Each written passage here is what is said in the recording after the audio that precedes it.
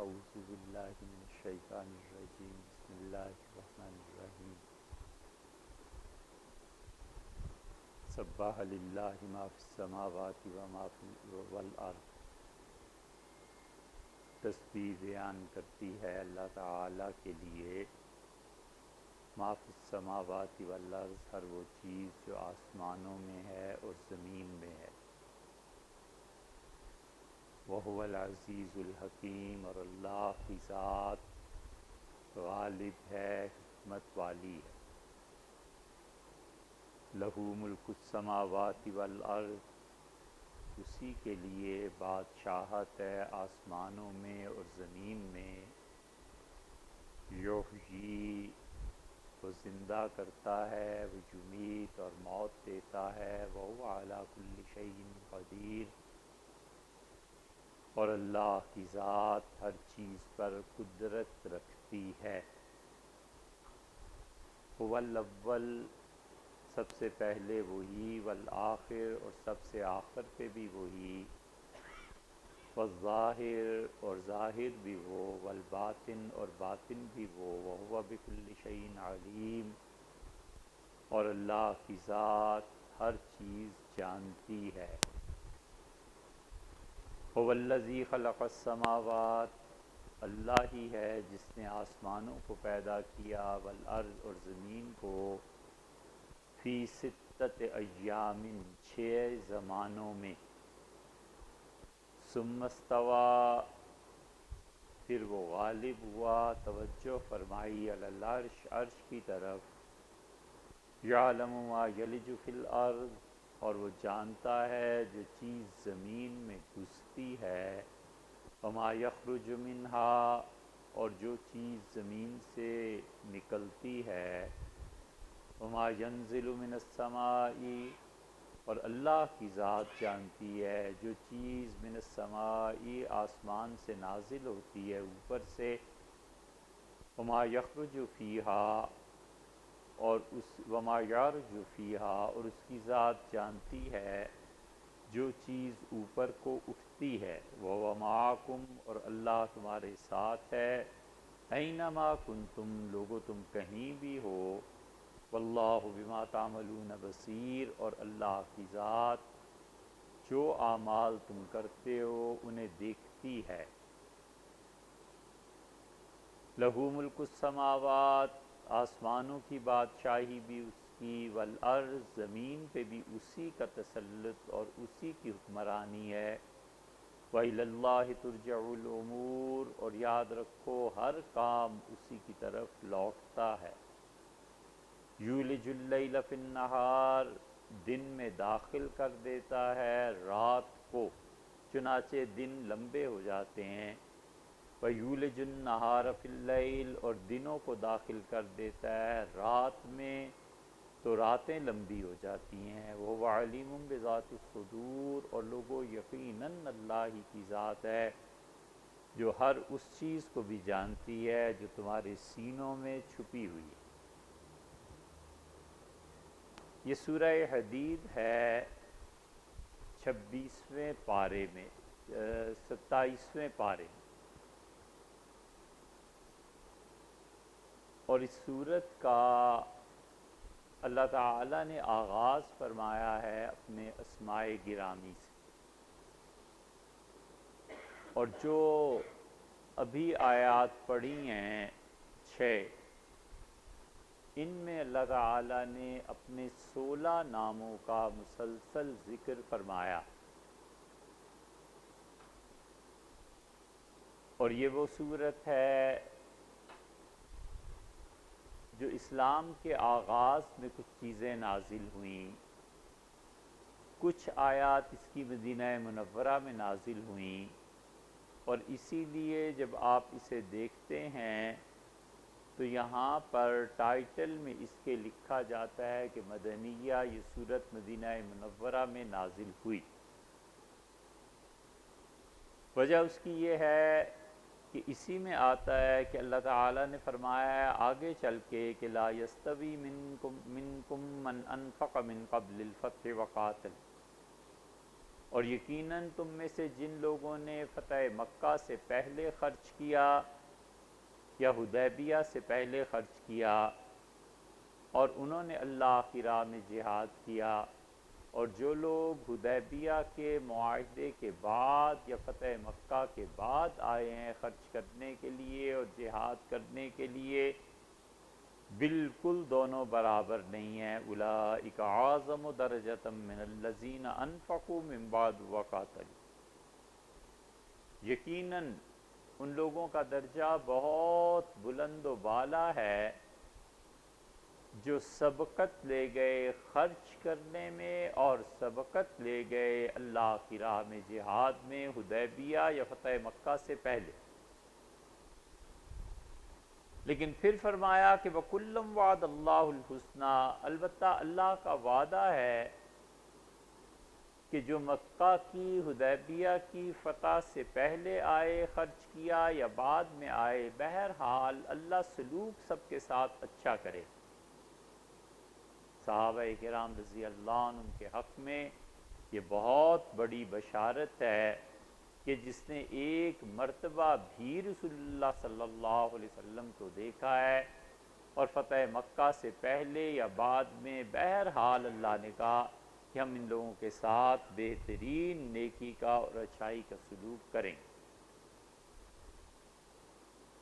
اس لیے اس سورہ مبارکہ میں کچھ آیات مدنی بھی، وگرنہ یہ مکہ کے فتح ہونے کی اور حدیبیہ کی بات مکہ میں کہاں تھی؟ یہ دلیل ہے اس کی کہ اس سورت کی کچھ آیات مدینہ منورہ میں نازل ہوئی ہیں یا غالب حصہ، اور کچھ آیات مکہ مکرمہ میں نازل ہوئی۔ اس لیے اللہ تعالیٰ نے دونوں چیزوں کا ذکر فرمایا، اور یہ مکہ مکرمہ میں جو آیات نازل ہوئی ہیں، مثلاً یہ پہلی آیات مکہ مکرمہ میں نازل ہوئی ہیں، اور اس کی دلیل یہ ہے کہ اس سورہ حدید کی یہی وہ آیات ہیں جو حضرت عمر رضی اللہ عنہ کے اسلام لانے کا سبب بنی۔ سیدنا عمر رضی اللہ عنہ جب اسے سنا، اللہ کی طاقت، غلبہ، علم، رعب، اور پھر 16 اللہ کے نام مسلسل، تو ان کا دل پسیج گیا، ڈہ پڑے، اور ان پہ جب اس پہ پہنچی ہیں ان کی ہمشیرہ ان آیات کو پڑھنے کے بعد کہ اللہ نے کہا آمنوا باللہ ورسول، ایمان لاؤ اللہ اور اس کے رسول صلی اللہ علیہ وسلم پہ، سیدنا عمر رضی اللہ عنہ رو پڑے اور خاموشی سے اٹھ کے چلے گئے۔ زوردار اتنی چیزیں ہیں کہ آدمی اگر ان آیات کو سمجھتا ہو اور اللہ کی ان اسماء کی قوت کو جانتا ہو تو بالکل گنگ رہ جاتا۔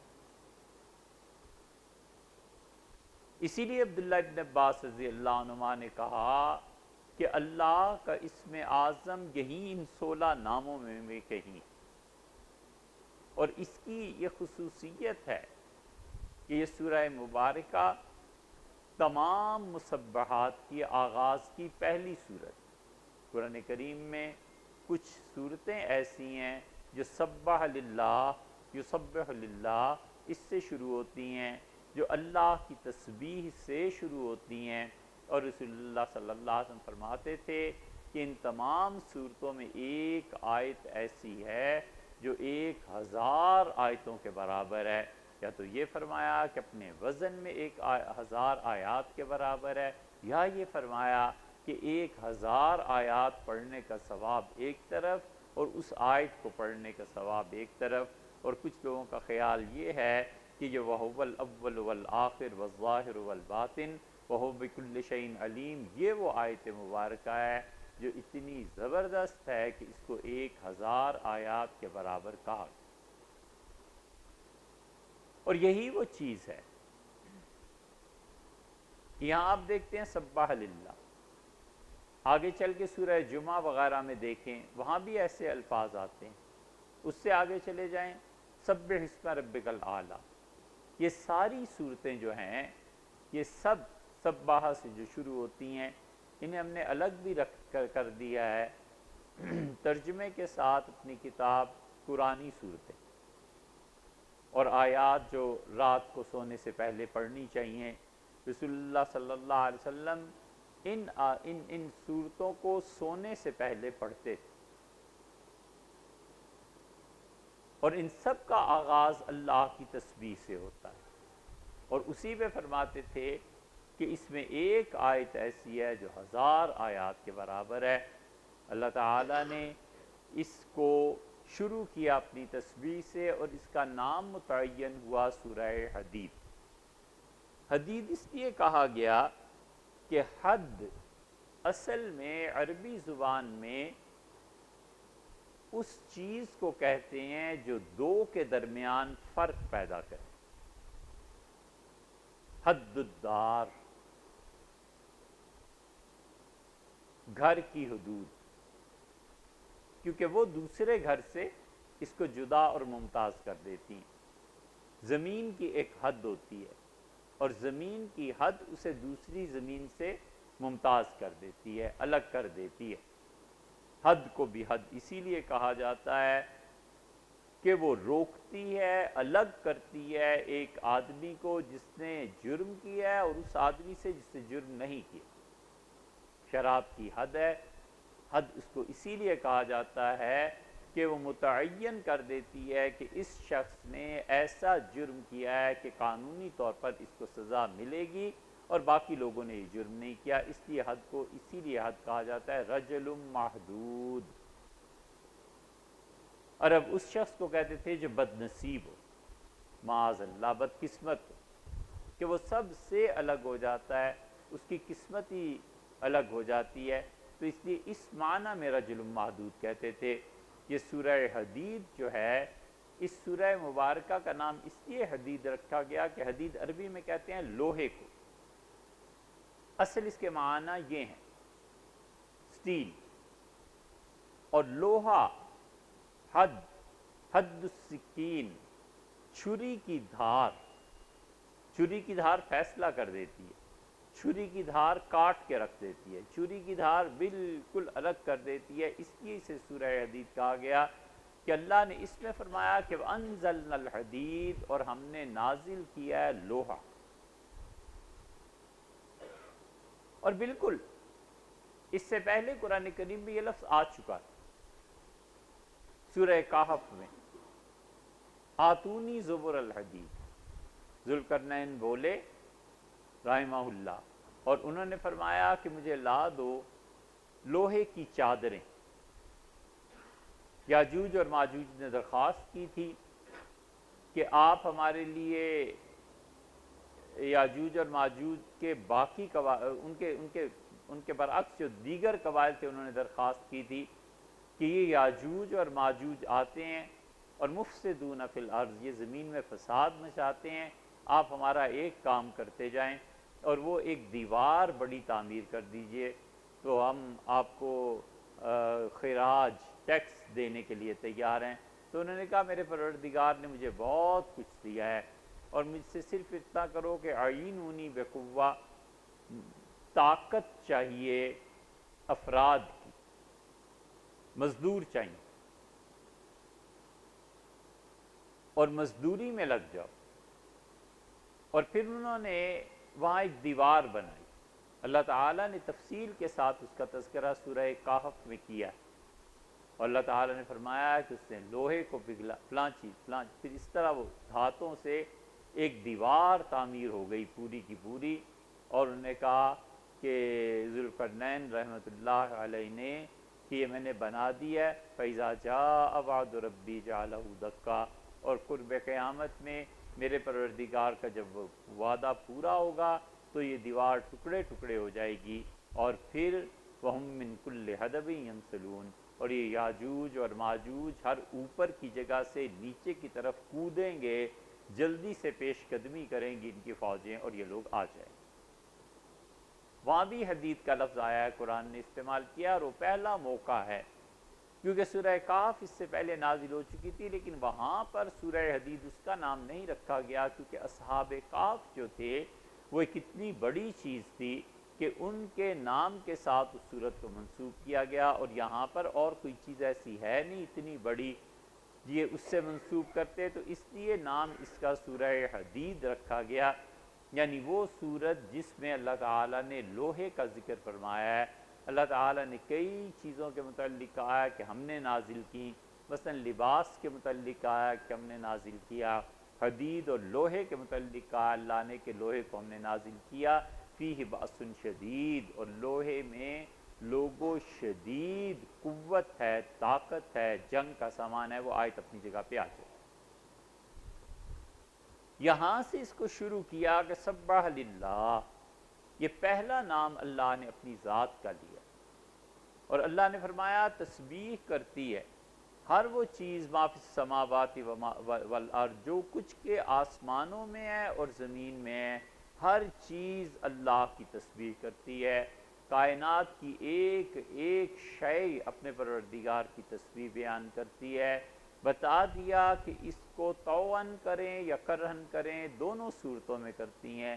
طوعاً کرنے کا مطلب یہ ہے کہ اللہ کی اطاعت اور اللہ کی بندگی میں مومن انسان کائنات کی ہر چیز سمیت اللہ کی تسبیح بیان کرتا ہے۔ کبھی اپنی زبان سے تسبیح بیان کرتا ہے سبحان اللہ و بحمدہ، کبھی کہتا ہے سبحانک اللہم و بحمدک، کبھی کہتا ہے ربنا لک الحمد، کبھی کہتا ہے ربی، یا تسبیح کے جتنے بھی جملے ہیں یہ سارے کے سارے انسان اپنی زبان سے بیان کرتا ہے۔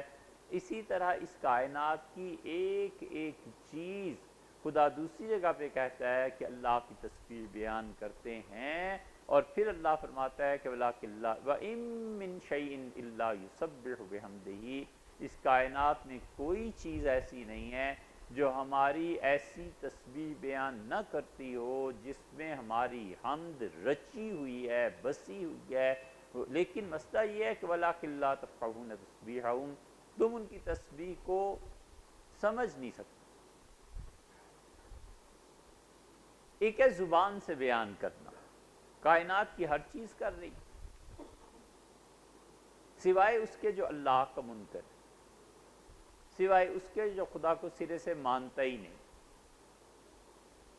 اور ایک ہے کہ خود اس کا وجود اللہ کی تسبیح بیان کر رہا ہے، کہ جو اس وجود کو دیکھتا ہے بے اختیار پکار اٹھتا ہے کہ سبحان اللہ، کیا چیز۔ نیاگرا کی فالز آپ دیکھیں، حیران ہوتا ہے آدمی کہ پانی اور اتنی بڑی مقدار میں اور کیسے بہہ رہا ہے، اور مسلسل صدیوں سے بہہ رہا ہے۔ آدمی اس چیز کو دیکھتا ہے تو حیرت گم ہو جاتا ہے اس میں۔ ہمالیہ کو دیکھیں، ریگستان دیکھیں، اس کائنات کی ایک ایک چیز اپنی بناوٹ میں اللہ کے ہونے کی دلیل ہے اور تسبیح بیان کر رہی ہے۔ یہ وہ چیز ہے کہ یہ زبان سے نہیں ہے بلکہ اس کا وجود خود تسبیح ہے، اور لوگ اسے دیکھ کے اللہ کی تسبیح بیان کرتے ہیں۔ دوسرے معنی اس کے یہ، تیسرے معنی بھی، اور تیسرے معنی یہ ہیں اس کے کہ تکوینی طور پر کافر بھی اللہ کی تسبیح بیان کر رہا ہے۔ وہ اس طرح کہ اللہ نے کافر کے دل کو لگا دیا، دھڑکتے رہو، کافر چاہے یا نہ چاہے دل نے دھڑکنا ہی۔ اللہ تعالیٰ نے کافر کی ایک صورت پیدا کر دی، وہ ہزار کوشش کر لے اپنی صورت کو تبدیل نہیں کر سکتا، کیسے کرے؟ فنگر پرنٹس ہیں، جینز ہیں، کسی کا بیٹا اللہ نے اسے بنا دیا ہے۔ کافر ہزار مرتبہ کوشش کرے کہ اپنے باپ کو بدلے، اب بدل کیسے سکتا ہے؟ کوئی صورت اس کی ممکن نہیں۔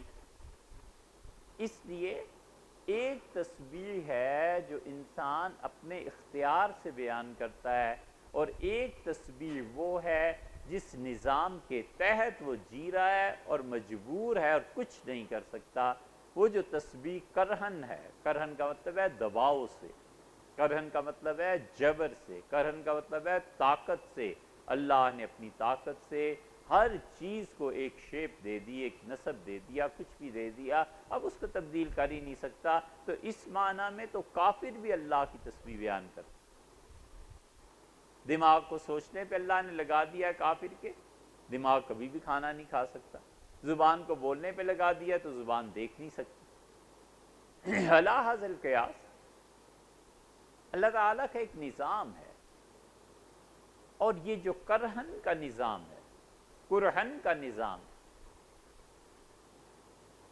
اسی کو اللہ نے فرمایا کہ ہم نے آسمان اور زمین کو پیدا کیا، اور ہم نے کہا کہ تم ہماری بندگی میں آؤ گے، ہماری بہت سی تفسیریں ہیں اس کی، ہم خلافت کا بوجھ ڈالنا چاہتے ہیں، اس کو مانو گے؟ جب خلافت کا تذکرہ آیا تو انہوں نے نہایت ادب سے درخواست کی کہ یہ بوجھ ہم پہ نہ ڈالیں، اور جب زمین و آسمان کو پیدا کیا تو کہا تم اپنی برکتیں ظاہر کرو گی، آسمان اوپر سے کہا بارش برساؤ گے، تم سے کچھ چیزیں نیچے آئیں گی، طوعاً او کرہا، تم میری بات مانو گے یا میں تم پہ جبر کروں؟ قالتا، دونوں بولے زمین و آسمان، اطینا طاعین، اللہ ہم اپنی خوشی سے، اپنی رغبت سے تیری اطاعت کریں گے، اپنی خوشی سے اے اللہ ہم تیرے مطیع اور فرما بردار۔ تو یہ ایک اور معنی ہے، اس لیے آگے چل کے جو بات ہے نا وہ اصل میں یہ ہے کہ تم تشریع اور تکوین کو جوڑتے کیوں نہیں؟ ایک چیز ہم نے اپنی قدرت سے رکھ دی ہے کہ دل کو دھڑکنا ہے، دماغ کو سوچنا ہے، پاؤں کو چلنا ہے، ہاتھ کو پکڑنا ہے، یہ سارا نظام ہے ہمارا، تم تبدیل کر سکتے ہو؟ جب نہیں کر سکتے تو دیکھو ان کے ذریعے جو اعمال تمہارے اختیار کے ہیں وہ بھی ہماری اطاعت میں کرو، ہمارے خلاف نہ چلو۔ ہم نے زبان کو دیا ہے تاکہ تم اقرار کرو، زبان سے تم دیکھنے کا کام نہیں لے سکتے، زبان چکھنے کے لیے، بولنے کے لیے،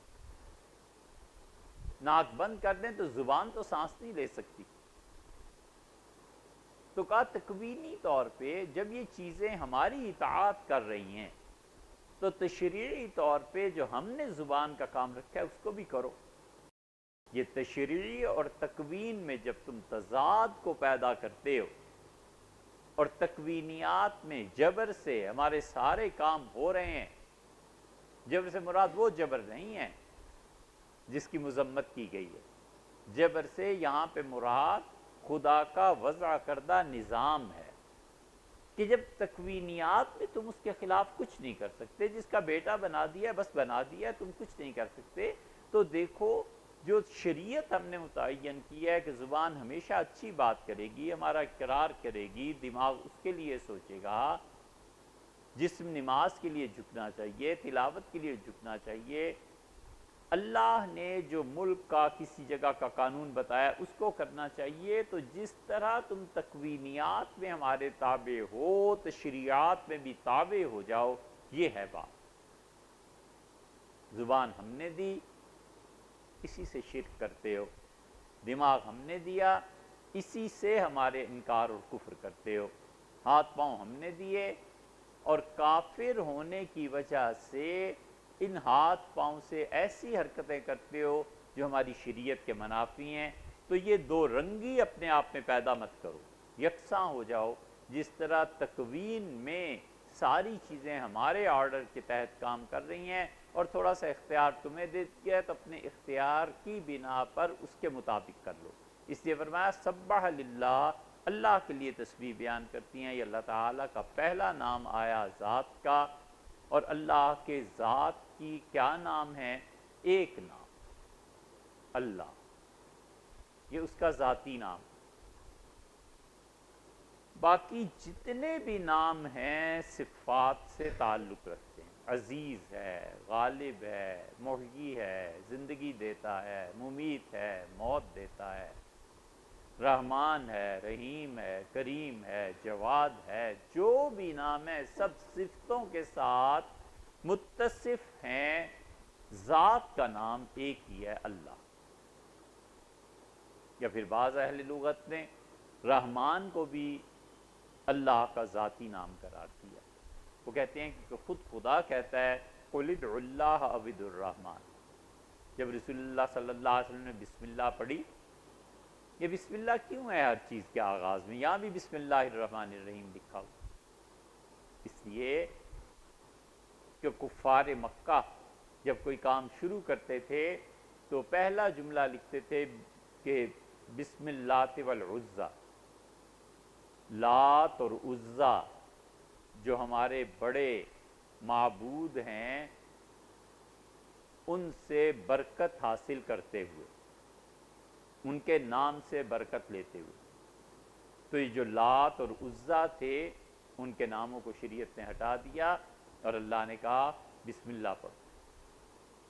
یا وہ لکھتے تھے بسمک اللہم، اللہ کے نام سے آغاز کرتے ہو. اسی لیے حدیبیہ میں جب رحمان لکھا گیا تو ان کا یہ کون ہے رحمان، ہم نہیں پہچانتے. ایک اور موقع پہ بھی کفار نے کہا رسول اللہ صلی اللہ علیہ وسلم یہ رحمان کون ہے، ہم نہیں جانتے. اللہ نے آیت نازل، اللہ نے کہا قل ادعوا اللہ او ادعوا الرحمن، تم اللہ کہہ کے پکارو مجھے یا رحمان کہہ کے پکارو، سارے اچھے نام اسی کے ہیں. تو اللہ کے بدلے میں چونکہ رحمان آیا ہے، اس لیے بعض حضرات کا خیال یہ ہے کہ اللہ اور رحمان یہ دونوں اللہ کے ذاتی نام ہیں، اسی لیے منع کیا گیا ہے. اللہ نے کہا ہے کہ ان الذین یلحدون فی اسمائہ، مالک، بادشاہ، شہنشاہ ہوں میں، اگر میرا نام کسی نے بگاڑا نا تو ہم قیامت میں نبٹ لیں گے. اس لیے اللہ کے جتنے بھی نام ہیں ذاتی یا صفاتی کبھی نہیں بگاڑنے چاہیے. رحمان سے رحمو بنا دیتے ہیں کہ خاص طور پہ رحمان تو ایسا نام ہے کہ جس طرح اللہ کا نام ابدیت کی اضافت کے بغیر نہیں لیا جا سکتا بندوں میں سے. کسی کا نام اگر رکھا ہو رحمان بھی نہیں لیا جا سکتا. عبداللہ ہے مثلا کسی کا نام، تو ابدیت کی اضافت، بندگی، تعلق اللہ سے جوڑا گیا نا. اب عبد الرحمن نام ہے تو اس کا تعلق رحمان پروردگار عالم سے جوڑا گیا ہے. اس لیے عبد الرحمن اگر کسی کا نام ہے تو اس کو رحمان کہنا ایسے ہی جائز نہیں جیسے کسی کا نام ہے عبداللہ تو اس کو کوئی کہے اللہ. یہ دونوں گناہ کی بات. رحمان صاحب آئے اور رحمان ملک اور فلاں گاتے پھرتے ہیں، کوئی خیال نہیں آتا کہ اللہ کے ناموں میں بگاڑ پیدا کرنا. اللہ نے ادب سکھایا اور اسے کہا ان الذین یلحدون فی اسمائی، جو ہمارے ناموں کو بگاڑے گا نا ہم نبٹ لیں گے قیامت. یہ چیز دنیا میں بھی قوانین ہے. ملکہ کا نام، فلاں کا نام، بانی کسی ملک کا نام، بڑی شخصیت، اس نام کو نہیں بگاڑا جا سکتا. اسٹیٹ بینک نوٹ واپس کر دیتا ہے. ہمارے یہاں قانون ہے نا، اسٹیٹ بینک کہتا ہے یہ شکل بگاڑی گئی ہے لہٰذا یہ نوٹ قابل قبول نہیں ہے. لوگ یہ حرکتیں کرتے تھے، حکومت نے قانون بنا دیا. اسی طرح اللہ کے جتنے بھی نام ہیں بالکل اس چیز کے قریب نہیں پٹکنا چاہیے. اللہ کا ادب ہے، احترام ہے، اور اللہ کے لیے ساری صفات ہیں تو اللہ کے صفاتی ناموں کو بھی بگاڑے نہیں. رحیم نام ہے، رحیمو، یہ بہت سی صورتیں ایسی ہیں معاذ اللہ. اللہ تعالیٰ نے پہلا اپنا ذاتی نام دیا، کہا سبح للہ ما فی السماوات والارض. اللہ ہی کی تسبیح اور پاکیزگی بیان کرتی ہے ہر وہ چیز جو آسمانوں میں ہے اور زمین میں. زمین و آسمان کی ہر چیز کا تسبیح بیان کرنا یہ اشارہ اور تنبیہ ہے اس کی طرف کہ ساری کائنات میری تسبیح بیان کر رہی ہے. اللہ کہتا ہے ہم نے پہاڑوں کی طرف حکم نازل کیا اور ہم نے کہا کہ داؤد علیہ السلام، ڈیوڈ، اللہ نے کہا کہ داؤد جب ہماری تسبیح بیان کریں یا جبال اوبی معہ والطیر، ہم نے پرندوں کو کہا کہ داؤد کی آواز میں آواز ملا کر زبور کو پڑھو، میری تسبیح بیان کرو. اب بھی زبور میں آپ اگر پڑھیں گے تو قرآن کی آیات ہیں. زبور پڑھ کے ایک مقام تو ایسا ہے کہ بالکل قرآنی آیت کا گویا وہ ترجمہ ہی ہے. زبور میں اللہ کی بڑی تسبیح ہے، اوامر و نواہی نہیں ہے. یہ نہیں ہے کہ یہ کرو اور یہ نہ کرو، بس اللہ کی تسبیح ہے. پہاڑوں کو حکم دیا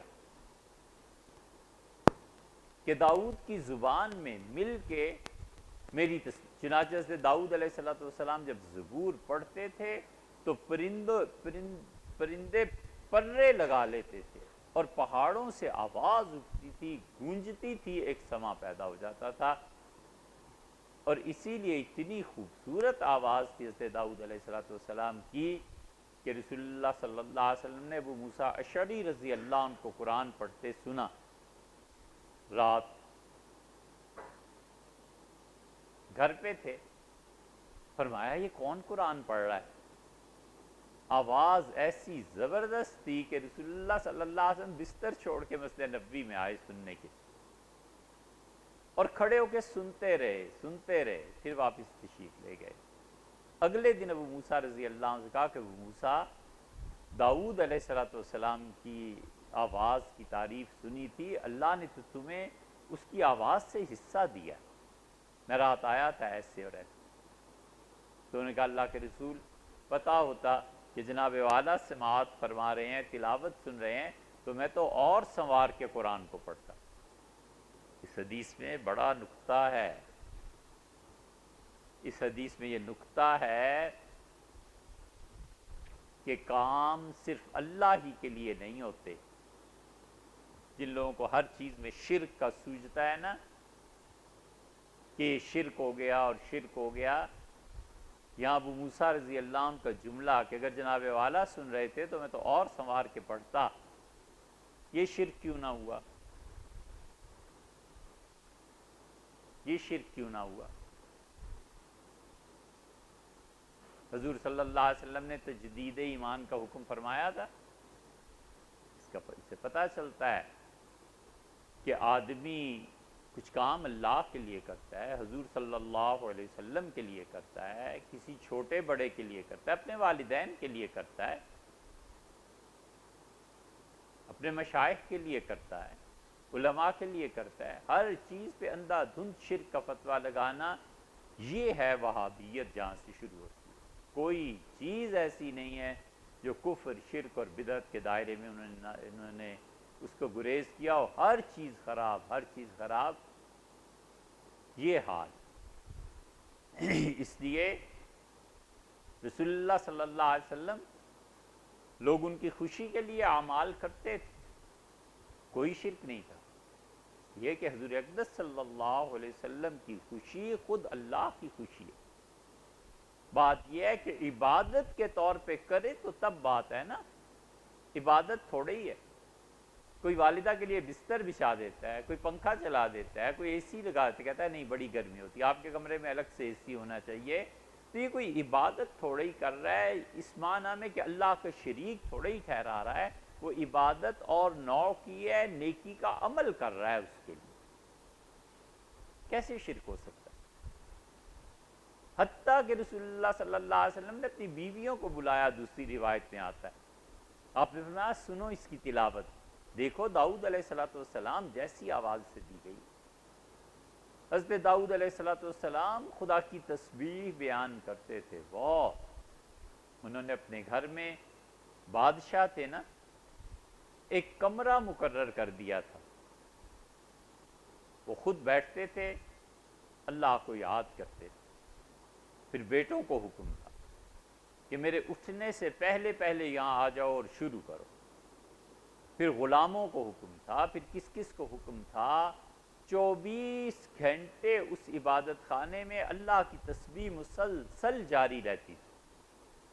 اور ایک مرتبہ وقفہ آ گیا تھا، وہ سورہ صاد میں اللہ تعالیٰ نے اس کا قصہ بیان فرمایا ہے. ہمارا موضوع اس وقت نہیں.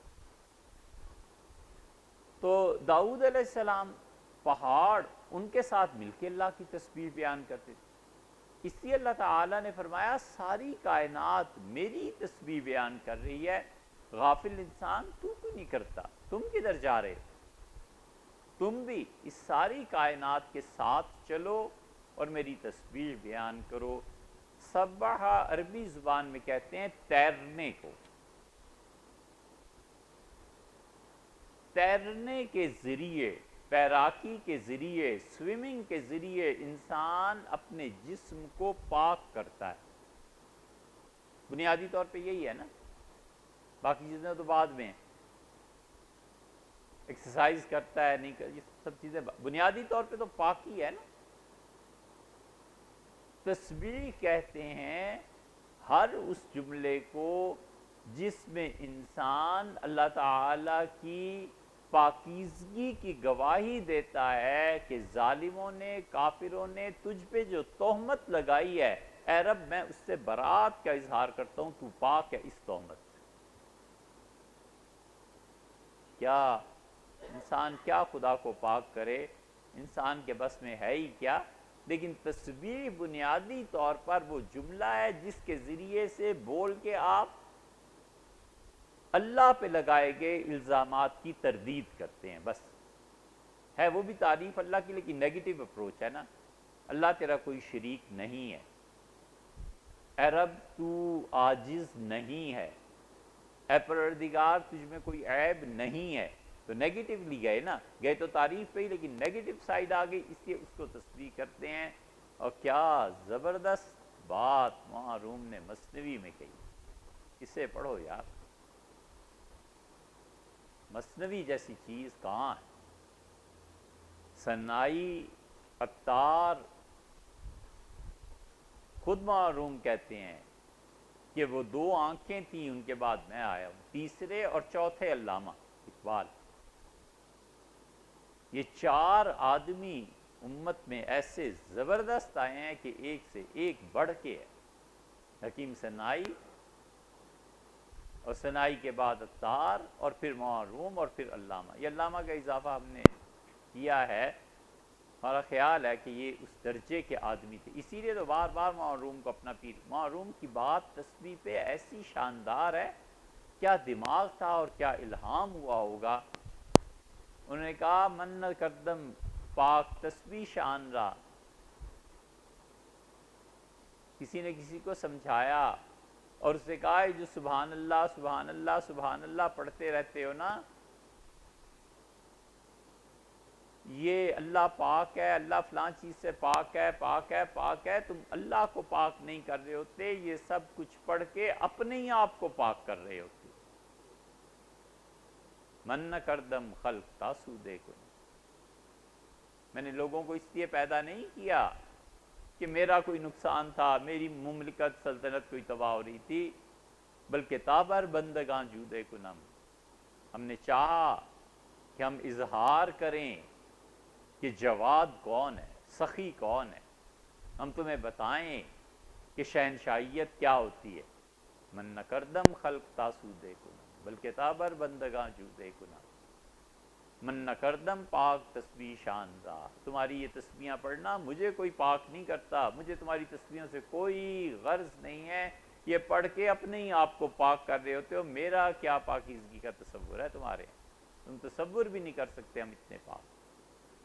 یہ وہ چیز، آدمی جب اس مقام تک پہنچتا ہے تو پھر اللہ تعالی کی علو شان بلندی وہ گھیر لیتی، اس سے فرمایا ہم بالکل پاک، تحمید اس کے مقابلے میں آ جاتا ہے ہم، یعنی اللہ کی صفات کا اقرار کرنا، پازیٹو سائڈ، اللہ آپ ایسے اچھے ہیں، اے رب تو علیم ہے، اے رب تو لوگوں کو رزق دیتا ہے، اے پروردگار تو لوگوں کی تقدیر بناتا ہے، اے پروردگار تو بادشاہ ہے، اور ایسا اور ایسا، تو نیگیٹو اور پازیٹو ہے، وہ بھی تحمید لیکن نیگیٹو اپروچ ہے، یہ تحمید اللہ کی لیکن پازیٹو، یہ دونوں جب مل جاتی ہیں یہ ہے اصل چیز جس سے اللہ خوش ہوتا ہے اور راضی ہوتا ہے۔ اس لیے کہتا ہے کہ دونوں فرشتوں نے کیا کہا، انہوں نے کہا سبحانک اللہم و بحمدک، اے پروردگار آپ نماز کا آغاز کرتے ہیں سبحانک اللہم و بحمدک، حضور صلی اللہ علیہ وسلم نے فرمایا سبحان اللہ و بحمدہ سبحان اللہ العظیم، یہ دو جملے ہیں اور تمہارے لیے اعمال کے وزن کو جہاں ہوگا بھر دینے کو کافی، اس لیے اللہ کی یہ تسبیح کثرت سے کرنی چاہیے، خاص طور پہ عصر اور مغرب کی نماز کے درمیان، اور صبح صادق میں تہجد سے لے کے فجر تک اللہ کی یہ تسبیح بیان کرنی چاہیے، اور صبح تو ایک اور چیز بھی ملانی چاہیے، اس میں استغفار ہے، کیونکہ اللہ کہتا ہے والمستغفرین بالاسحار، اور میرے بندے تو وہ ہیں جو صبح صادق سے پہلے مجھ سے اپنی خطاؤں کی معافی مانگتے ہیں۔ کہ سبحان اللہ و بحمدہ فرشتوں کی تسبیح ہے، فرشتے اسے پڑھتے ہیں۔ فرشتے کیسے زندہ رہتے ہیں، ان کی غذا کیا ہے؟ ہماری غذا کھانا ہے نا، فرشتوں کی غذا کلام ہے، یہ ہے وہ تسبیح۔ رسول اللہ صلی اللہ علیہ وسلم، تم نہیں پڑھتے جو فرشتے تسبیح پڑھتے ہیں؟ عرض کیا گیا کیا؟ یہ فرمایا یہ پڑھا۔ اس لیے اس کو بہت ترجیح حاصل ہے کہ دونوں کو ملایا جائے، تسبیح کو بھی اور تحمید کو بھی۔ اس لیے جتنے جملے سبحانک اللہم و بحمدی، سبحان اللہ و بحمدی وغیرہ وغیرہ، ان کو پڑھنے چاہیے۔ ہم نے اپنی کتاب جو ہے یہ ریزہ الماس، اس میں ان جملوں کو حدیث سے نکال کے الگ کر دیا ہے، آپ اسے پڑھیے، آپ دیکھیے کن کن مواقع پہ رسول اللہ صلی اللہ علیہ وسلم نے اللہ کی تسبیح اور حمد دونوں چیزوں کو ملا دیا ہے، پازیٹیو سائڈ سے بھی اور نیگیٹو سائڈ سے بھی، دونوں چیزیں، اور اللہ اس سے بڑا خوش ہوتا ہے، اللہ اس سے بہت راضی ہوتا ہے۔ اور رزق کی تنگی میں یہ تسبیح کام دیتی ہے۔ جاب نہ مل رہی ہو نا اور رزق کی تنگی ہو، جتنا زیادہ اسے پڑھے گا اتنا ہی اچھا اثر رہے گا۔ دلیل اس کی کیا ہے؟ دلیل اس کی یہ ہے کہ رسول اللہ صلی اللہ علیہ وسلم نے قرب قیامت کے متعلق کہا کہ وقت آئے گا ایسا کہ تم ایک قلعے میں بند ہو جاؤ گے، وہاں جو لوگ ہوں گے عیسیٰ علیہ السلام اور ان کے دوست دجال کے مقابلے، آپ نے کہا بند ہو جاؤ گے قلعے میں، اور اس زمانے میں اس وقت میں گائے کا جو سر ہوگا، بیل کا سر، سری جو بیل کی ہوگی، فرمایا اس کی قیمت اس وقت میں 200 دینار، 200 تولے سونا ہو جائے گی، اتنا قحط پڑے گا، اور کھانے کو کچھ ملے گا نہیں۔ تو عرض کیا گیا اللہ کے رسول تو لوگ مر نہیں جائیں گے؟ فرمایا نہیں، وہ سبحان اللہ و بحمدہ ہی پڑھتے رہیں گے، اور جو فرشتوں کو غذا اللہ دیتا ہے طاقت انہیں بھی ملتی رہے گی۔ اب تو کوئی مسئلہ ہی نہیں رہا کہ انرجی کن کن چیزوں سے کنورژن ہو جاتی ہے، کہ اب تو لوگوں کو آسان ہو گیا سمجھنا۔ تو انرجی کی کنورژن کلام کے ذریعے، اس لیے اسے پڑھنا چاہیے۔ رسول اللہ صلی اللہ علیہ وسلم بتایا ہے کہ اس سے رزق ملتا ہے، اس لیے فرمایا کہ اللہ کی تسبیح بیان کرتی ہے ساری کا وَهُوَ الْعَزِيزُ، اور اللہ کی ذات غالب ہے، طاقت ہے، غلبہ ہے، چھا جانے والی ہے۔ کوئی ایسا نہیں ہے، یہ دوسرا نام اللہ کا آ گیا عزیز، 16 نام گننے ہم نے، یہ دیکھیے دوسرا نام آ گیا، فرمایا وَهُوَ الْعَزِيزُ، اور اللہ کی ذات غالب ہے۔ کیسی غالب ہے؟ کائنات کا کوئی ایک ذرہ اس کے اجازت کے بغیر ہل نہیں سکتا، اور کائنات میں مکمل تصرف اس کا ہے۔ اللہ تعالیٰ نے بیک وقت یہاں پر 2 باتیں بیان کر دیں، ایک یہ بیان کر دیا کہ تم غافل ہو، ساری کائنات میری تسبیح بیان کر رہی ہے، ہر کوئی مشغول ہے میری تسبیح بیان کرنے میں، اور دوسری طرف اہل ایمان کی اللہ نے تائید بھی کر دی کہ ہاں تم ایمان والے جو میری تسبیح بیان کرتے رہتے ہو نا، کائنات میں جو میری ایک حکم ہے اس کے مطابق تم چل رہے ہو، تم ان کی حوصلہ افزائی کی اور غافل کو تنبیہ کی، اور اس کے ساتھ ساتھ دوسری بات اپنی بے نیازی کا اظہار کر دیا کہ اگر تم نہیں کرو گے تو کیا ہو گیا، باقی کائنات تھوڑی۔ اسی لیے وہ کہتا ہے وَمَا يَعْلَمُ جُنُودَ رَبِّكَ إِلَّا هُوَ، اور تیرے پروردگار کی فوج میں اتنے لشکر ہیں کہ تیرے رب کے علاوہ کوئی نہیں جانتا۔ دشمن پہ فتح پانی ہے نا، تم کیا کرتے ہو؟ لوہے کا استعمال، بارود کا استعمال، انسانوں کا استعمال۔ ہم کیا کرتے ہیں؟ ہمارے تو اتنے لشکر ہیں دشمنوں پہ قابو پانے کے لیے کہ تم جانتے ہی نہیں۔ پانی ہمارا لشکر ہے، فرعون کو ڈبو دیا، ہوا ہمارا لشکر ہے، عاد و سمود کو تباہی پھر گئی، یہ مٹی ہمارا لشکر ہے، اس کے پتھر بنوائے فرشتوں سے اور مروایا اللہ نے ان لوگوں کو جو زمین میں فساد مچا رہے تھے۔ کوئی ایک لشکر ہے اللہ کہتا ہے میرے اتنی فوج ہے، اتنے لشکر ہے تم نہیں جانتے. ہم جس چیز کو چاہیں استعمال کریں، بے نیاز ذات ہے. تم تسبیح نہ کرو گے تو کیا ہمارا کچھ بھی نہیں.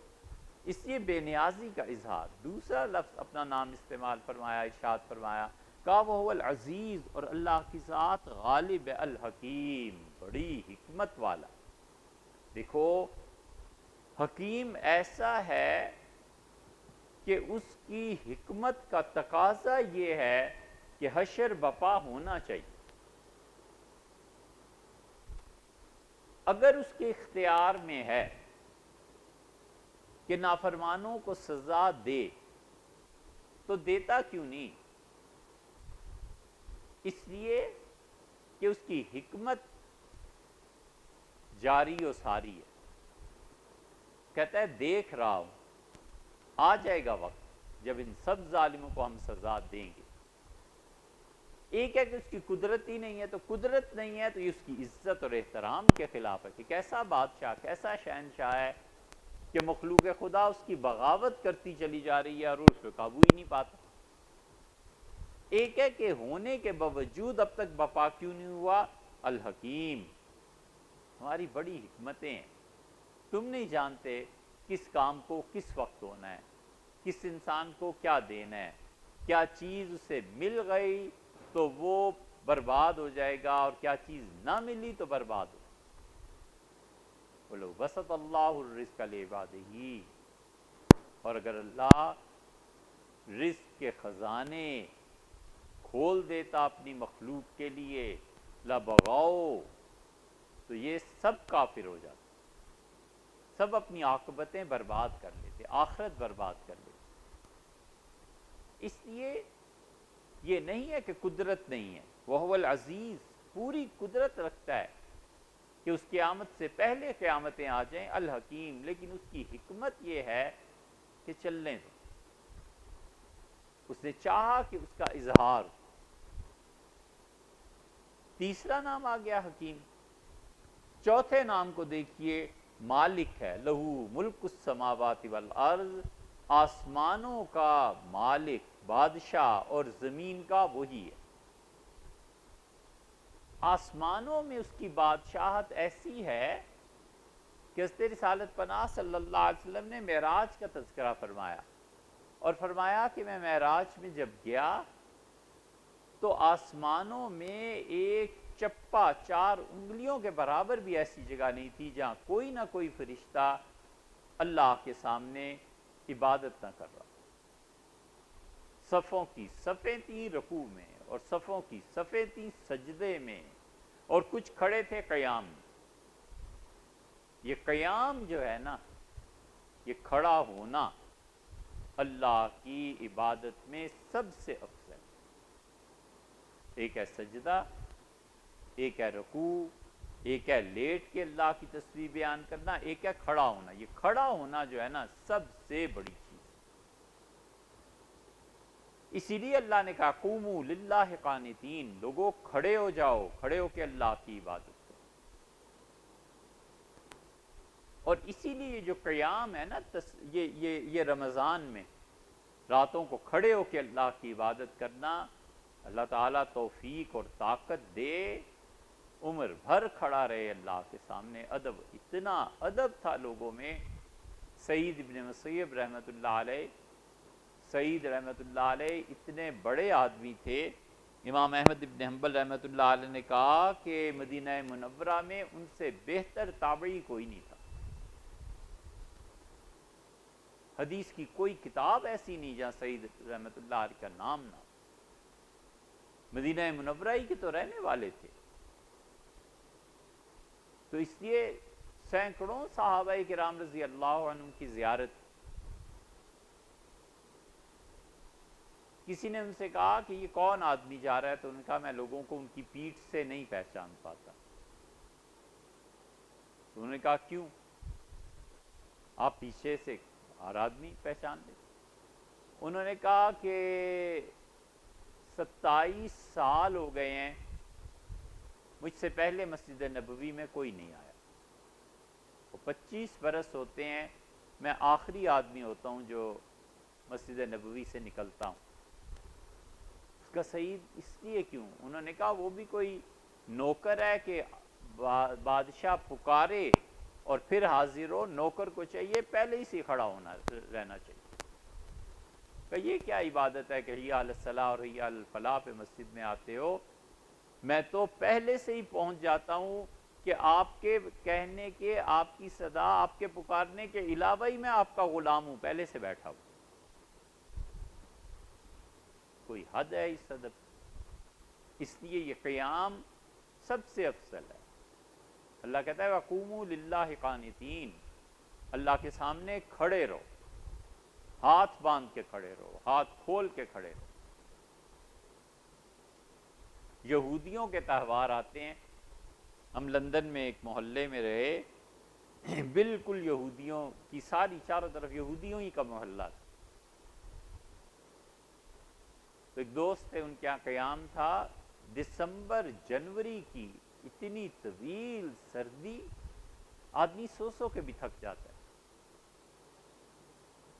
پردہ ہٹاتے تھے، سامنے یہودی لڑکے لڑکیاں 20 22 25 سال کی عمریں عبادت کر رہے ہوتے تھے خدا. اور حیرت ہوتی تھی، رشک آتا تھا، 7 گھنٹے کھڑے ہو کے خدا کی عبادت. ہم نے گھڑی دیکھی، 6 گھنٹے کھڑے ہو کے. وہ یہودیوں کی جو نماز ہوتی ہے وہ ہلتے رہتے ہیں، ایسے ہلتے رہتے ہیں. وہ ہل ہل کے، جوان لڑکے کھڑے ہیں، پیچھے لڑکیاں کھڑی ہیں، اور جو بوڑھے ہیں بیٹھے ہوئے ہیں دیکھ رہے ہیں. 6 گھنٹے خدا کی عبادت. ہم تو 4 گھنٹے نہیں کھڑے ہوتے، 3 گھنٹے نہیں کھڑے ہوتے، اور وہ بھی اس میں رکوع بھی ہے، سجدہ بھی ہے، پھر ریسٹ بھی ہے. اتنا مسلسل کھڑے ہو کے عبادت پہلی اور آخری مرتبہ شاید دیکھی. خدا کی عبادت کر رہے ہیں، جو پڑھنا ہوتا تھا پڑھ رہے ہیں، اپنی زبان میں پڑھتے تھے، ہمیں نہیں معلوم.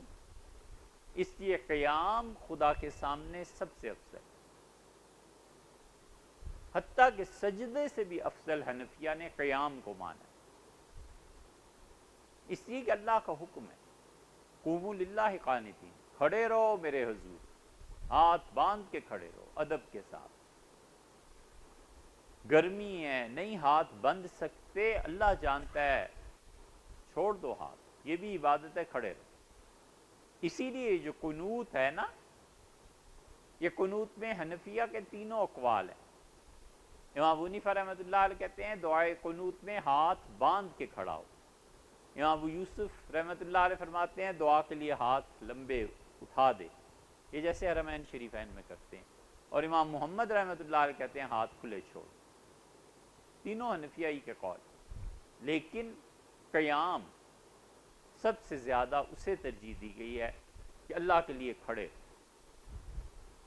اسی لیے قیام فرض ہے.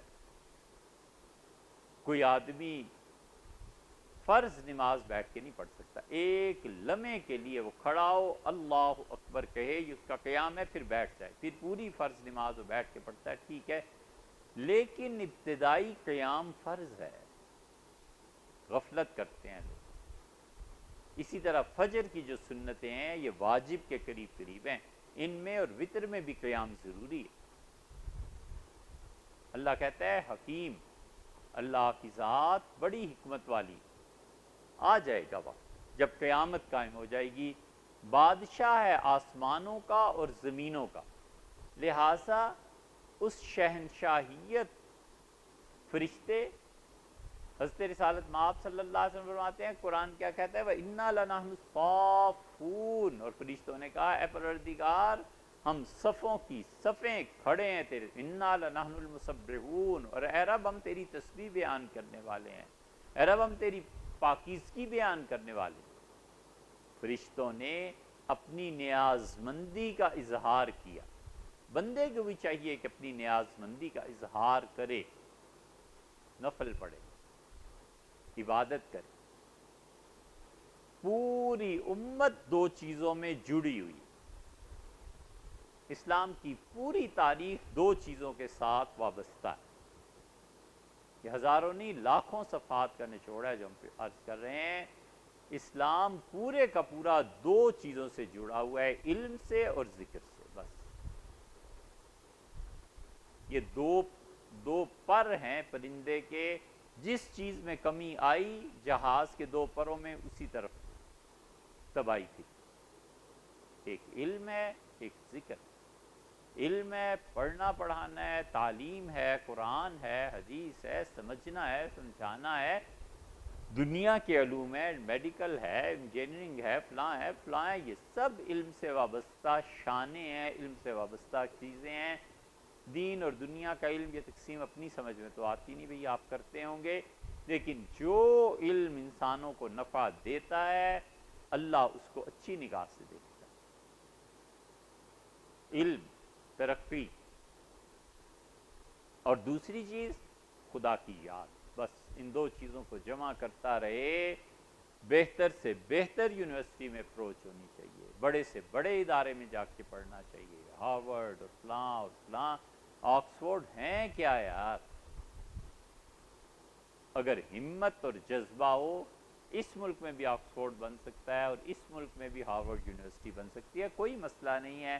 مسئلہ پہنچ جاتا ہے سرمائے پہ کہ جو مذہبی طبقہ ہے ان کے پاس سرمایہ کم ہے اور ان کے مقابلے میں سرمایہ زیادہ ہے، اور پھر دوسری بات یہاں پر بہت سے پیچھے سے کھینچنے والے بھی ہیں کہ یونیورسٹی بنا کے کیا کرو گے، کیوں نہ حج کرائیں، کیوں نہ عمرہ کرائیں، کیوں نہ والدین کو حج اور عمرہ، یار تم اس کی بجائے زبردست اسکول بناؤ، یونیورسٹی بناؤ۔ یہ علم ہے، یہ تعلیم ہے۔ انڈیا نے میڈیکل پہ جو کام کیا ہے، گورے آتے ہیں اپنے ملکوں کو چھوڑ کے انڈیا میں میڈیکل کے لیے، کیا ہے؟ محنت کیا نا، کام کیا۔ اس لیے اسلام ہمیشہ اسی سے ہے، فرد بھی قوم بھی، کہ علم اور ذکر، اللہ کی یاد، پڑھے بھی، بہترین سے بہترین ڈگری حاصل کرے، اور اس کے ساتھ ساتھ اللہ کی یاد، نماز، تلاوت، یہ جتنی چیزیں خدا نے ارشاد فرمائی ہیں اس میں کمی نہ آئے۔ اللہ کہتا ہے لہو ملک السماوات والارض، آسمانوں میں اس کی بادشاہت۔ حضور صلی اللہ علیہ وسلم کو اللہ نے دکھائی تھی وہ اپنی بادشاہت، اور بھی دکھائی تھی کسی کو۔ اللہ تعالیٰ نے فرمایا کذالک نری ابراہیم، ہم نے ابراہیم کو دکھائیں چیزیں۔ ملکوت السماوات، آسمانوں میں اپنی بادشاہیاں دکھائیں کہ ہماری ریاستیں دیکھو، آسمان میں رنگ ہمارے دیکھو۔ والارض، اور زمین، اس کائنات کے اسرار سے اسے آگاہ کیا کہ ابراہیم یہ جو کائنات میں ہو رہا ہے نا یہ کیا ہے۔ ایسے ہی خیال میں آتا ہے، غلط ہو تو اللہ معاف کرے، کہ ایک ذرے کی حقیقت، ایٹم، ایک ذرہ ہی تو ہے، انسانوں پہ کھلی ہے اور کیا کچھ ہوا ہے۔ اس کائنات کے اسرار جن دلوں پہ کھلتے ہوں گے اور خدا جن کا ظرف اتنا بڑا بناتا ہوگا، ان کا علم کتنا گہرا ہو، ان کی معرفت خدا کی کتنی بڑی ہو، وہ خدا کو کس درجے پہ پہچانتے ہوں۔ بچہ باپ کو نہیں پہچانتا، باپ گودی میں لے لیتا ہے، وہ ناپاک کر دیتا ہے اسے، ماں کے بال بھی پکڑ لیتا ہے۔ پھر جتنا شعور اور ادراک بڑھتا ہے فاصلہ ہو جاتا ہے، پھر حتیٰ کہ عمر کا وہ حصہ جہاں ادب تعظیم کی وجہ سے بولتا بھی نہیں، شعور کی بلندی ہے نا، ادراک کی بلندی ہے۔ ایسے ہی انبیاء علیہ السلام کو خدا کا شعور اور ادراک جس سطح پہ ہوتا ہوگا، جو معرفت الہیہ انہیں حاصل ہوتی ہوگی، وہ غیر کیسے، ہم تم برداشت بھی کوئی نہیں کر سکتے، دل پھٹ جائے، مر جائے۔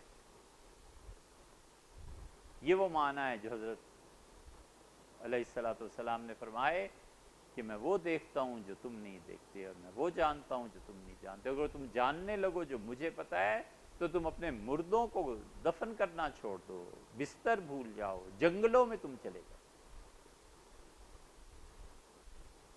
اس لیے اللہ سے دعا کرنی چاہیے کہ خدا اپنی معرفت میں اضافہ کرے، جتنا جتنا اسے پہچانتا جائے گا نا، اتنے اتنے اسرار و رموز کھلیں۔ سلطنت شب، جو رات کو اس کی بادشاہی ہوتی ہے نا، کمال کی چیز۔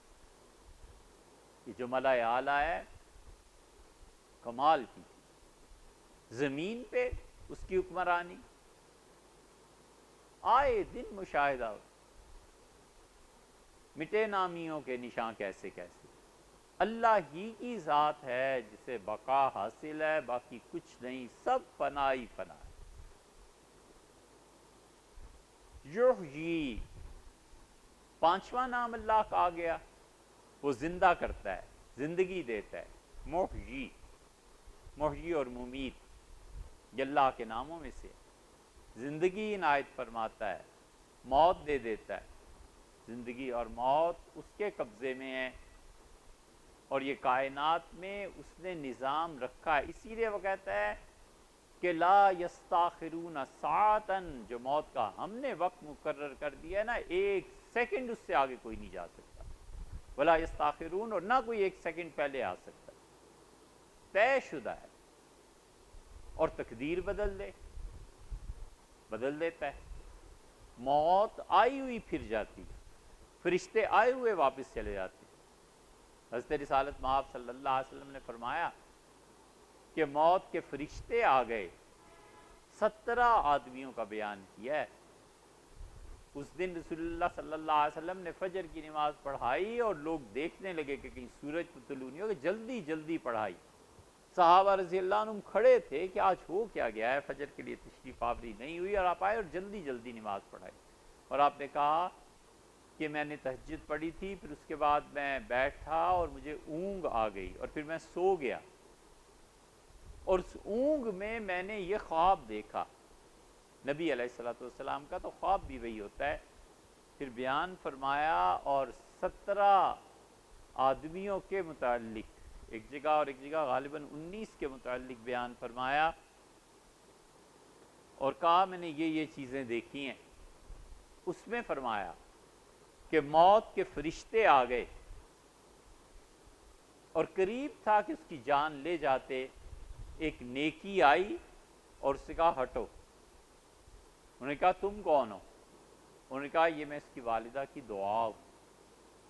کہا پھر؟ انہوں نے کہا اللہ نے مجھے بھیجا ہے، قبول فرما لیا ہے، اور کہا اس بندے کی عمر بڑھا دیں۔ کوئی ٹھکانہ ہے قدرت، اختیار، زندگی اور موت کا، کہ آئی ہوئی موت ٹل جائے اور ٹلا دیں اور لمبی عمر کر دیں؟ کوئی حد ہے؟ اس سے آدم علیہ السلام دکھایا گیا، یہ ہیں تمہارے بیٹے جنہیں نبوت دیں گے۔ ایک بڑا روشن چمکتا ہوا دیا، نور ہی نور۔ انگلی رکھ کے کہا اللہ یہ میرا بیٹا کون ہے؟ کہا داؤد۔ بہت خوش ہوئے حضرت داؤد علیہ السلام سے۔ آپ کو پتہ ہے حضرت داؤد علیہ السلام واحد آدمی ہیں اللہ کا نبی جس کو اللہ نے کہا ہے انا جعلناک خلیفۃ فی الارض، داؤد میں نے تمہیں زمین میں اپنا خلیفہ مقرر کیا۔ کسی کے متعلق اللہ نے نہیں کہا کہ میں نے خلیفہ مقرر کیا۔ آدم علیہ السلام کے متعلق بحث آ گئی ہے، اللہ نے نہیں کہا کہ وہ میرے خلیفہ ہیں۔ یہ واحد اللہ کے نبی ہیں جن کے متعلق اللہ نے کہا داؤد ہم نے تمہیں خلیفہ مقرر کیا۔ آدم علیہ السلام نے پوچھا ہے رب میری اس بیٹے کی عمر تھوڑی، کہا 60 سال۔ کہا رب بہت تھوڑی ہے، زیادہ کر دیں۔ کہا نہیں بدلیں۔ سوچتے رہے، پھر عرض کیا کہ میں 1000 سال کا ہوں گا تو میں 40 سال اپنے بیٹے کو دے دوں؟ فرمایا تمہاری مرضی۔ ان کا رب میرے بیٹے کی عمر 100 سال کر دے۔ اللہ نے کہا 100 سال ہوگی۔ اور اللہ تعالیٰ نے فرمایا کہ لاؤ کاغذ یا چمڑا یا کوئی چیز، اس پہ لکھو اور اس سے دستخط کراؤ۔ آدم علیہ السلام نے دستخط کیے، اور رسول اللہ صلی اللہ علیہ وسلم اللہ نے کہا میرے عرش کے نیچے جا کے رکھ۔ جب 960 سال پورے ہوئے اپنے، تو فرشتے آ گئے کہ حضرت چلیں۔ انہوں نے کہا ایسے ہی آ گئے، ابھی تو 40 سال باقی ہیں۔ فرشتوں کو، ان فرشتوں کو خبر نہیں تھی۔ گئے، عرض کیا تو تعالی شاہ نے فرمایا نسی آدم، یہ آدم کو بھولنے کی عادت پڑ گئی ہے نا، اس کی اولاد میں بھی آگے اب یہ بیماری چلے گی. نسی ذریتہ، اس کی اولاد بھی کہہ کے بھول جایا کرے گی، اس کی اولاد بھی کہہ کے بھول جایا کرے گی. بھول ہی جاتے ہیں لوگ، لیکن کتنا دشوار ہوتا ہے بھلانا. خیر، اللہ نے کہا وہ تحریر لے جاؤ.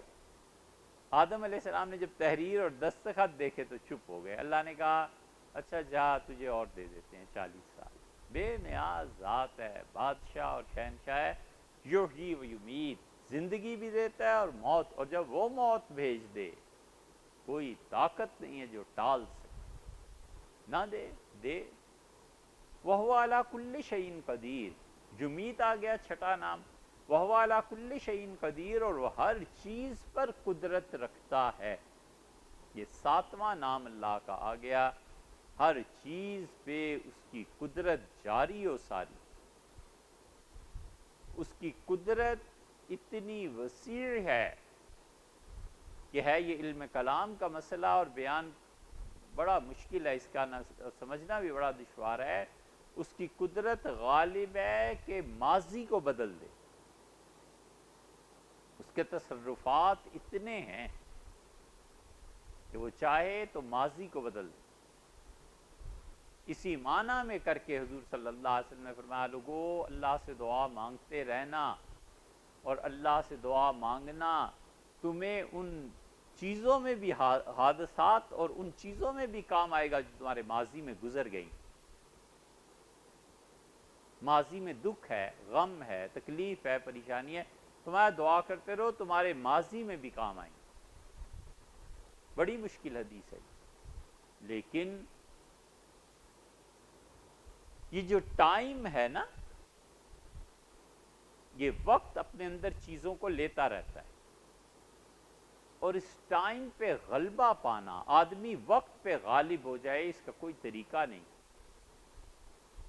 اس کا صرف ایک طریقہ ہے، اگر کوئی آدمی وقت کے مطابق وہ دعائیں مانگتا رہے جو رسول اللہ صلی اللہ علیہ وسلم نے مانگی ہیں، تو وقت پہ قابو پا لے. کھانے کا ایک وقت ہے، وقت گزر جاتا ہے. یہ علم کلام کے بڑے پیچیدہ مسائل میں سے جو آدمی کھانے کے موقع پہ کھانے کی دعا مانگ لیتا ہے نا، بسم اللہ پڑھ لیتا ہے مثلاً، یا کوئی افطار کیا، اس کے بعد اس نے دعا کی، یہ سب چیزیں ٹائم پہ کنٹرولنگ اتھارٹی انسان بن جاتا ہے. حضور اقدس صلی اللہ علیہ وسلم کی ان دعاؤں کا زبردست اثر یہ ہے کہ ٹائم انسان کے تابع ہو جاتا ہے. یہ وہ چیز ہے جس پہ اب تک فلسفہ اور سائنس کوئی قابو نہیں پا سکا. مثلا افطار کیا، یہ افطار کی جو دعا ہے نا، اللہم انی لک صمت، اللہ میں نے آپ کے لیے روزہ رکھا اور آپ کے رزق پہ افطار کیا، یہ افطار کرنے کے بعد ہے. لوگ پہلے مانگ لیتے ہیں، پہلے یہ دعا پڑھتے ہیں پھر کھجور اور پانی یا کوئی بھی چیز. ایسے نہیں ہے. پہلے افطار کرنا ہے، بسم اللہ پڑھی، کوئی چیز کھائی، پھر اس کے بعد کہتا ہے کہ اللہ میں نے افطار کر لیا اور اے اللہ آپ کا رزق کھا لیا. ابھی تو کھایا ہی نہیں تو پہلے دعا پڑھنے کا کیا ہے؟ بھی غلط بات. اسی طرح پانی پیا، شربت پیا، اس کے بعد کہتا ہے ذهب الظمآ، پیاس بجھ گئی، وابتلت العروق، اور جسم تر بتر ہو گیا، وثبت الاجر انشاء اللہ، اور اگر اللہ نے چاہا تو اس کا اجر بھی ثابت ہے، قائم ہے. اللہ تعالیٰ شانہ مہربانی فرمائیں گے، اس کا اجر مجھے دیں گے.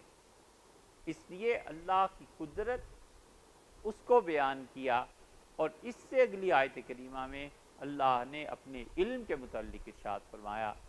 کل انشاءاللہ اس سے آگے